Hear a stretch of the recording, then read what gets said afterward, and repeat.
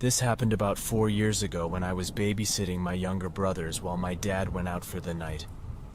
I was 15 years old at the time and was the oldest among them, so I was responsible. The only one I really had to keep an eye on was my youngest brother. He was 7 years old at the time. The others were 11 and 13 years old. They mostly just spent time together as usual in their room. My youngest brother, Jason, on the other hand, I had to keep an eye on most of the night. He sat on my lap and watched me play video games with my friends online. My dad ordered pizza for us, and when it arrived, we were all very excited. I collected loose change totaling $3.50 for a tip, but that's all I could gather. I figured it was better than nothing at all. I grabbed the pizza and gathered all my brothers to let them know the pizza was here. We all took our own slices of pizza and went back to my room. When I returned to my game, one of my friends made a joke and said to make sure I lock my bedroom door. He knew I had a bad habit of forgetting, so I thought he was just being thoughtful and looking out for me. I rushed back to the front door to make sure I had locked it. Turns out I had actually forgotten to lock it, so I was glad he reminded me. I went back to playing video games, and about 20 minutes later, my brothers Zach and Thomas ran to me and told me that there was someone in our backyard. We lived in the middle of nowhere in Kentucky, so not only was that a red flag, but it also made everything more terrifying and scary. It was 9 o'clock already, and my dad wouldn't be home for a few more hours. They said a stranger was tapping on the window and trying to get Zach, the second youngest of my siblings, to go out with him. Thomas ran back into the room when he heard Zach talking and pushed the man away. The crazy person actually got Zach to open the window for him. If Thomas hadn't come when he did, who knows what would have happened next. I called my dad, but he had no way to come immediately to us. So, as he rushed home, he called his friend who lived just a few houses down the street and asked him to check on us while he called the police. His name was Joey. Joey was almost like an uncle to us, so I trusted him and let him in when he got there. We told him what was happening, and that's when he went out and looked for the guy. He found the guy shortly after searching, hiding completely submerged in the shadows under the big pine tree we had in our backyard. Joey beat the guy up badly and threatened him. He told him that if he ever came back, he would make sure he wouldn't leave alive unless through an ambulance to the hospital. Joey said the guy actually peed his pants and told Joey that he was there for drug business and it wasn't what it seemed. And what's more surprising is that the actual police never showed up. I guess that's why my dad called his friend first, because the police are notorious for leaving us hanging when we call them and ask them to come. At least in our area. Joey waited until my dad came home before he left to ensure our safety. My dad never left us alone again after that night. We eventually moved to a different house about 8 months after that incident. The whole night was a complete nightmare.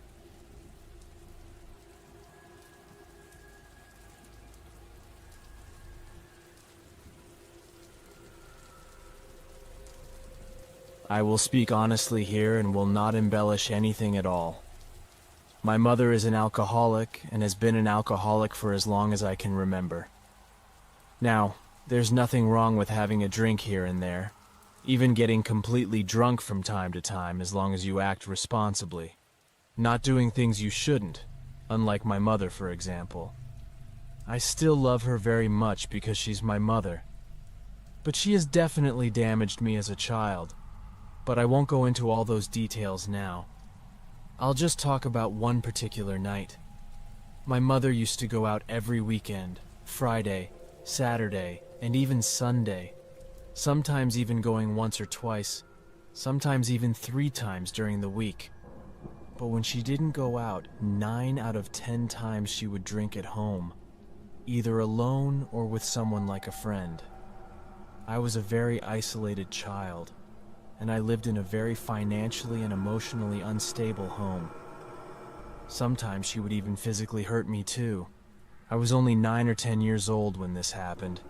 So you have to understand that I was very young, so I could barely understand what was going on around me. On this particular night, I don't remember what day it was or even what time it was, but it was dark, so it was late at least, and definitely nighttime. Any time after 9 o'clock might be considered late for me considering my age. Although I was used to staying up until 1 or 2 in the morning, sometimes just waiting for my mother to come home. I remember when my mother left, I would feel very sad. This night wasn't any different. I never really got used to staying home alone either, no matter how many times she left me there. I would always be sad and scared. On this night I'm talking about now, she left without telling me at all. The only thing I had to entertain myself was watching the same 3 movies over and over again, and maybe playing with my Legos or something. I remember I had a puzzle that I could never solve, so sometimes I would work on it when I was really bored. I was lying on the couch when I heard the doorbell ring. When I answered it, I said hello, but there was no one on the other side, so I closed it. They called again almost immediately after I closed it. This time I heard breathing in the background, but still no voice. I closed it again after trying to get them to talk. I thought we had a bad connection or something, so when they called again, I picked it up again. "Hey buddy, where's your mom? Can I talk to her, please?" "She's not home right now," I said. "Oh, okay, thanks. I'll call back tomorrow." He didn't call me again after that. So I went back to watching my movie, and honestly, I didn't think much of it. A few minutes later, I heard a knock on the door. "Hey buddy, it's Joe. Please open the door. Your mom sent me to pick you up." Joe was my mother's former drug addict boyfriend who was using drugs with her at the time, which at the time I was too young to understand. I was also too young to understand the situation that was unfolding. However, he wasn't a stranger, so in my innocent mind, I thought I could trust him. He put me in the back seat and off we went. I asked him where we were going. He replied that it was a surprise. "I'm sure you know by now, but he kidnapped me." No, my mother never told him to pick me up or anything. The craziest thing about this situation besides me being kidnapped is how he got caught. A police officer pulled him over when he didn't use his turn signal, I think, and that's where my life would change forever. The police eventually found drugs in Joe's car and they arrested him. The police contacted my mother and found out that Joe wasn't authorized to pick me up either. My mother rushed home, and the police were waiting for her. She was completely drunk from drinking too much, and was almost unconscious when she came home.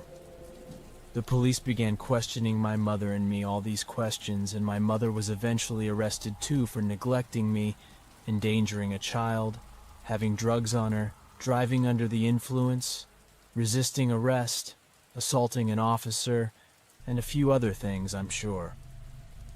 The police took me to my grandparents' house for the night until they could figure out what to do with me legally. Days turned into weeks, and weeks turned into months. They eventually adopted me after a few months there, and I stayed there until I was 19 years old.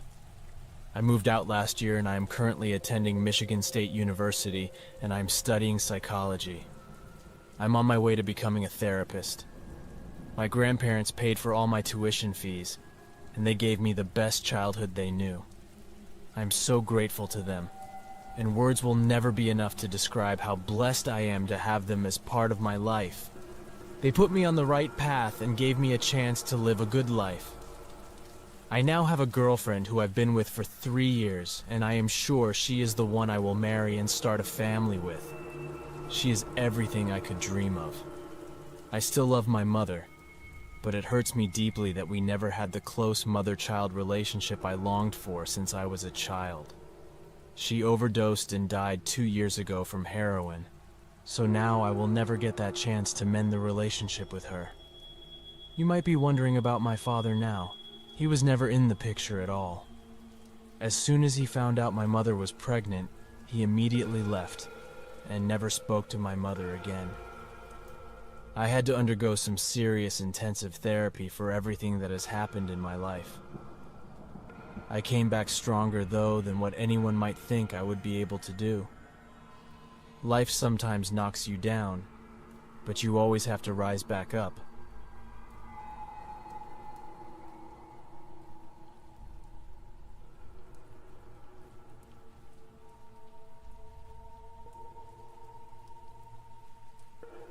My grandparents' house has been broken into a total of 3 times in the last 30 years since they've lived there. They reside in the middle of a very secluded area, making it much easier for people who want to target their home specifically. They live on a long road that stretches for at least 25 miles into what feels like endless emptiness, with only a few houses scattered every quarter mile or so. 90% of what you'll see if you head to my grandparents' house is endless cornfields. I used to stay there 2 or 3 times a week when I was little because I loved going there so much. One thing I want to mention is how creepy it is at night at my grandparents' house. I always thought of myself as weird for this growing up, but a simpler way to describe the area is that it reminds me of Courage the Cowardly Dog, if you know what I mean. I'm sure you can get the picture. It perfectly encapsulates how remote it feels at my grandparents' house, especially being alone at night. Sorry if that sounds cowardly, but due to the simple fact that their house has been broken into before, I was terrified of how dark it would get outside. I was 17 at the time, so maybe I was too old to feel scared like that. But I guarantee if you were in my shoes, you'd completely understand. If you're at my grandparents' house in the middle of the night and decide to step outside, you'll hardly see anything.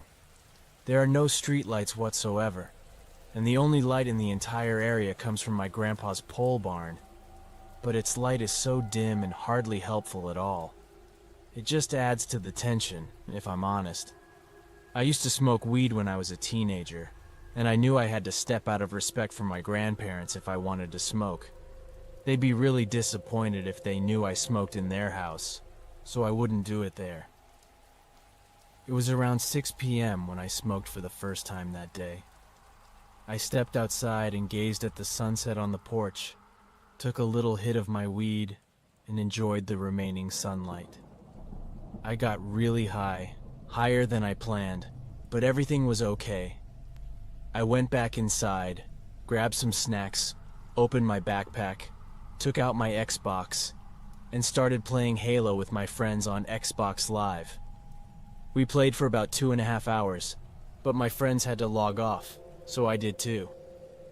I get bored quickly when playing video games alone, so I decided it was time to smoke again, because the effects of the weed had completely worn off by now. I stepped outside and realized it was pitch black. I didn't realize how quickly time had passed. I didn't like the idea of being alone at my grandparents' house at night, but I knew it was coming, and I couldn't stop my uneasiness, so I had to deal with it. This time, though, I smoked right near the garage door, just 1 or 2 steps from the front door. I took hits of my weed maybe 5 times, and was distracted by my girlfriend as she messaged me. I stood there messaging her for maybe a few minutes, and I guess I was kind of distracted because I forgot that I was standing in my grandparents' front yard. I took one last drag and went back inside as I was packing up the small smoking apparatus I had that helped me manage the smell of my weed that I kept in my backpack. As I opened the door, I heard something rustle in the bushes to my left in my grandparents' woods. Initially, it was very frightening for me, and I immediately ran inside. I reassured myself and told myself that I was just being paranoid, that it was clearly an animal or something. My grandparents have over 3 acres of land, and most of it is woods. It wouldn't be too strange if it were a deer or a rabbit or something like that. I ran through the garage that connected to my grandparents' house, locked both doors, and went inside. As I walked through the kitchen toward the living room, I heard a tapping sound coming from the front living room window. I peeked through the curtains to see what was going on, and there was a man dressed all in black staring right at me, maybe about 15 feet from the house in the front yard. He stood there for just a few seconds, then began running toward me. I ran and grabbed the phone and kitchen knife as quickly as I could. I called my grandma, but she didn't answer. I dialed 911 and debated whether I should call. That's when I heard the man breaking the sliding glass door window on the back patio. I ran to my grandparents' bedroom and hid under their bed. I called the police, whispering as quietly as possible to the operator so the intruder couldn't hear me. I heard the man moving through the house. He was getting closer every second. He got to the point where he was so close that I had to stop talking just in case he heard me. I waited until I felt safe and quietly gave the operator the address. I told her I couldn't talk and that someone had just broken into my house. Now they needed to send someone now. 3 officers arrived on the scene in less than 10 minutes. I heard the sound of police sirens, and I heard them all flood the house searching for the man. I yelled out to let them know my location, and I hid the knife behind me. Then they helped me out from under the bed. Once they knew I was the one who called, the man wasn't found anywhere, which left me very frightened. I immediately went home when the police left, and I called my grandma again the next morning. I told them what happened, and they immediately came home.